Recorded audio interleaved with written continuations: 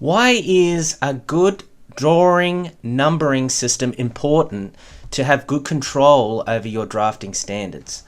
We'll take this project as an example. This is a project that I did completely by myself. It's a drawing set of 168 drawings. They're B1 size sheets, so they're quite large sheets. And it's 4 towers residential with retail down the bottom and car parking underneath. So it's a reasonably sized project.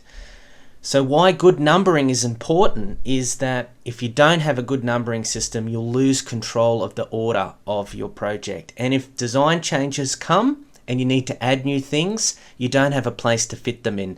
Now I'm talking principally about large projects here, but the principles apply to smaller projects too, because you still have the same surprises. So let's look at one type of drawing numbering system. That's called the decimal sheet numbering system. Now I'm going to talk mostly about structural drafting here, but the principles apply to all disciplines. So the core concept of this system is to break the drawing sheets into more manageable chunks by isolating building elements into groups. So if you don't do this, you have a project that becomes a dog's breakfast, and it's messy and it looks unprofessional and it's hard to use.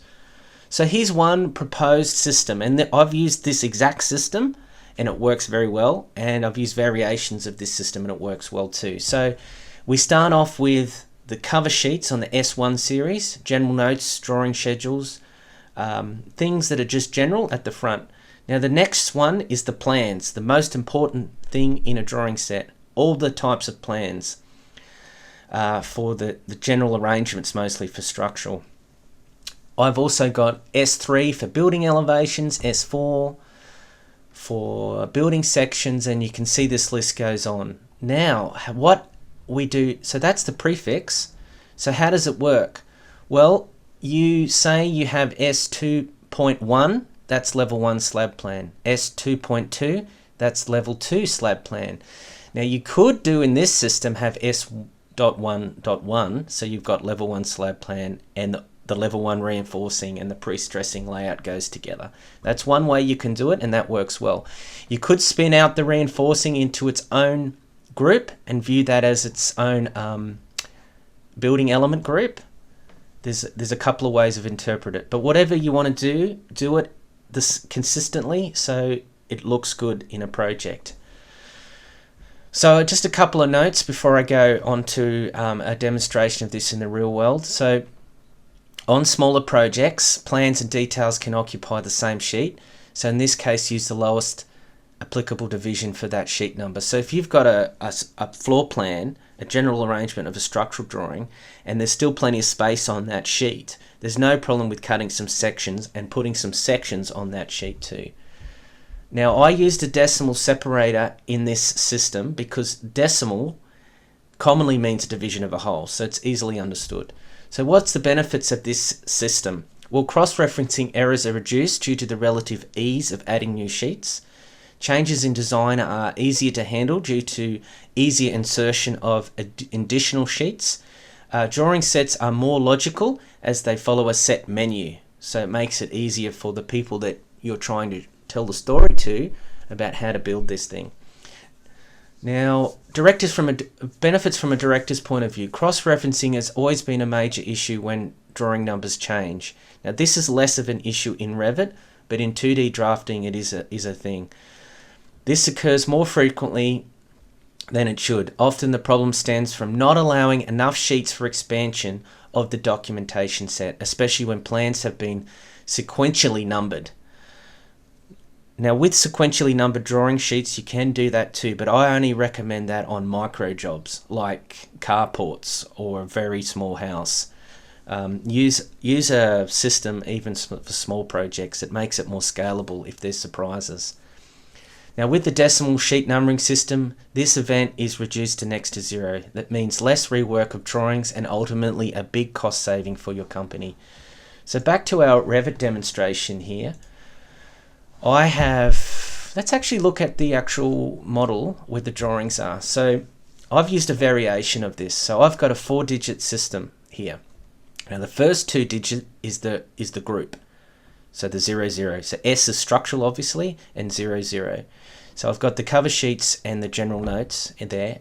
And now I have a slight variation here that I've used for my larger projects. So that I have the O1 series as the early works, like the footings and digging holes in the ground. O2 are the general arrangement plans, which just show the basic structural framing and how that works. Let's go to one that might be a bit more busier, not a basement plan. So they're the key drawing in a structural set. Basically everything else hangs off those.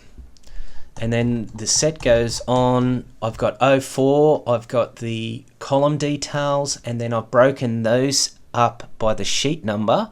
So O1 to O9 is lower levels, and then 10 to 13, I've got 10 sheets reserved for Tower A, 10 for Tower B, 10 for Tower C, and 10 for Tower D. So I also can break it up a little bit further with just the numbering of the sheets. O5, I've got concrete wall details, which so the vertical elements continues. O9 is the suspended details, the typical details particularly.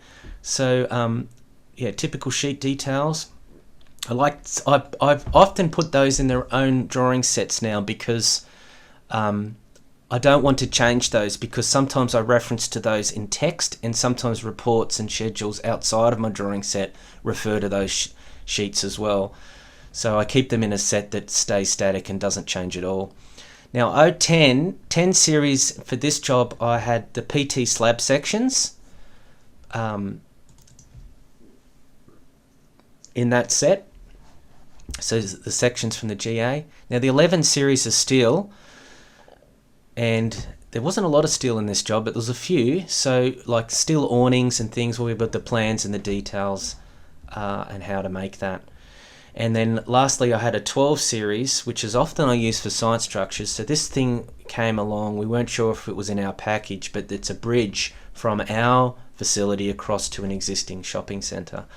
I also have this sketch series here, which isn't an official drawing set, but sometimes I had to just do drawings for internal use or just to demonstrate something temporarily with coordination. So that's my overview of the drawing numbering system. Now you can go to blog.draftsperson.net. It's got the decimal sheet numbering for structural drawings as a sample on there and give you some ideas. I also have one for the civil drawings and how you could possibly break up those. But do think about how you can practically have a numbering system that's scalable for small jobs or large jobs, so that you don't end up with a real messy drawing set.